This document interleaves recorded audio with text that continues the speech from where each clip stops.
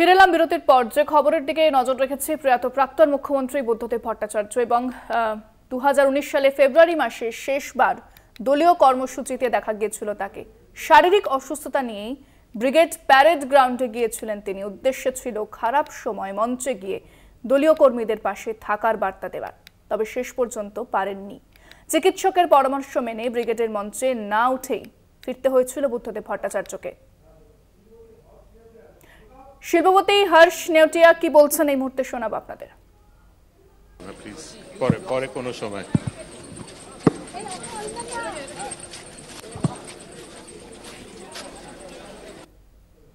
বুদ্ধদেব ভট্টাচার্য তার যে টানা 11 বছরের মুখ্যমন্ত্রীতে তিনি দায়িত্ব সামলেছেন এবং সক্রিয় রাজনীতি থেকে অনেকদিন আগেই যদিও বিদায় নিয়েছিলেন বুদ্ধবাবুর শারীরিক অসুস্থতার কারণে।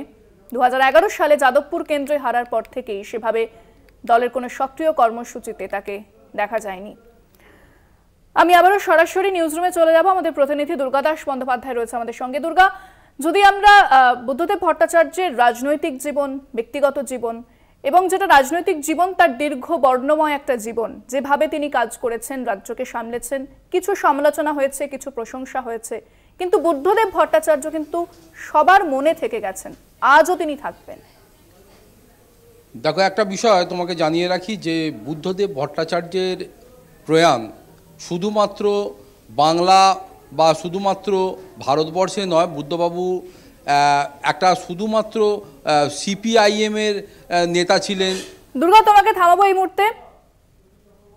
রাজনীতিতে যে সততার রাজনীতির দৃষ্টান্ত বুদ্ধবাবু, এবং আমি বুদ্ধ মামা বলতাম, বুদ্ধ মামা এবং তার সতীর্থরা তৈরি করে গেছেন।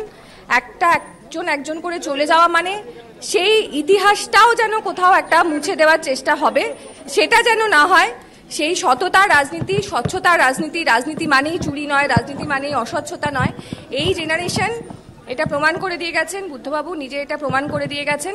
সেই কথাটা যদি আমরা মনে রাখি, সেই দৃষ্টান্ত যদি আমরা অনুসরণ করি, আমার মনে হয় সেটাই আমাদের সবার জন্য সঠিক শ্রদ্ধার্ঘ্য হবে। আর আমার কাছে এটা একটা পার্সোনাল লস। আমার গোটা ছোটবেলাটা খুব নানান রকম স্মৃতির মধ্যে দিয়ে বড় হয়েছে, সো আমি আর কিছু বলার মতো অবস্থায় নেই। অনেক স্মৃতি মনে পড়ছে, কিন্তু এই মুহূর্তে সেটা আমি বলার মতো অবস্থায় নেই। পরে কখনো নিশ্চয়ই বলুন। হ্যাঁ, আমার বাবার সাথে ওনার খুবই ওতপ্রোত যোগাযোগ এবং দীর্ঘ কয়েক দশকের বন্ধুত্ব ছিল। আমার বিভিন্ন রকম পার্সোনাল ক্রাইসিসে বুদ্ধ মামাকে পাশে পেয়েছি এবং রাজনৈতিকভাবে উনি আমাকে ইন্সপায়ার করেছেন, এবং আমি আশা করব যে পশ্চিমবঙ্গের মানুষকেও ওনার সততা, ওনার স্বচ্ছতা সারা জীবন ইন্সপায়ার করবে। আমি আবারও চলে যাব সরাসরি আমাদের প্রতিনিধি দুর্গাদাস বন্দ্যোপাধ্যায়ের কাছে। দুর্গা, তুমি যেরকমটা জানাচ্ছিলে, যে অর্থাৎ বুদ্ধদেব ভট্টাচার্য তিনি নিজেকে কোনোদিন বামপন্থী রাজনীতির মধ্যে বা রাজনীতির চেনা যে ছক তার মধ্যে আবদ্ধ রাখেননি। সেই ছক ভেঙে তিনি বহুবার বেরোবার চেষ্টা করেছেন। আর সেই কারণে রাজনৈতিক মহলে এবং অনেক সময় দেখা গেছে তার নিজের দল সিপিআইএমের অন্দরেও তার সঙ্গে অনেক বিষয়ে মতের মিল হতো না, একটা দূরত্ব সৃষ্টি হতো। কিন্তু তারাও অনেক সময় দেখেছেন যে সময় যেমন পরিবর্তন ঘটে, রাজনৈতিক আঙিনার যেমন পরিবর্তন ঘটে, তেমন সেইভাবে নিজেকে আপডেট করতে হয়, চেনা ছক থেকে বেরোতে হয়, বেরিয়েও অনেক কিছু করার থাকে। আমি দীর্ঘদিন আমার সুযোগ ঘটেছিল যে বুদ্ধবাবু বহুবার যখন জেলায় সফরে গিয়েছেন তখন তার সঙ্গে যাওয়ার। আমি দেখতাম যে বুদ্ধবাবু বিভিন্ন জায়গায় গিয়ে সেখানকার লোকাল নেতাদের সঙ্গে সুযোগ পেলে কথা বলতেন।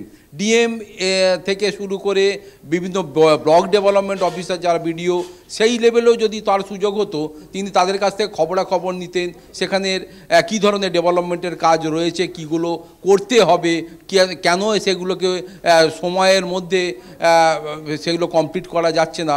অতএব মানুষকে কাজ করতে হবে। সর্বোপরি প্রতিটা জেলাতে তিনি দেখতেন যে শিক্ষার মানের কি উন্নতি হতো।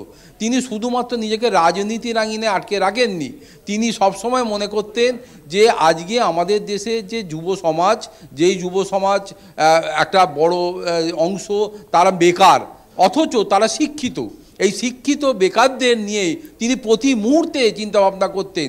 সেই জন্যে তিনি শুধুমাত্র সিঙ্গুর, ভাঙড়, নন্দীগ্রামে আটকে থাকেননি। এটা বলা ভালো যে তিনি সারা রাজ্যের বিভিন্ন প্রান্তে, উত্তরবঙ্গ থেকে দক্ষিণবঙ্গের বিভিন্ন জেলাতে তিনি চেষ্টা করেছেন নিজ নিজ এলাকায় যাতে কোনো কর্মসংস্থানের ব্যবস্থা করা যায়, সেখানে কোনো ইন্ডাস্ট্রির ব্যবস্থা করা যায়। সামলেছেন যেভাবে তিনি প্রশাসক হিসেবে গুরুত্বপূর্ণ ভূমিকা পালন করেছেন, সেটা অবশ্যই রাজ্যবাসীর মনে থাকবে চিরকাল। দুর্গা, তুমি সঙ্গে থাকো, আমরা এই খবরেই নজর রাখবো। তবে সময় একটা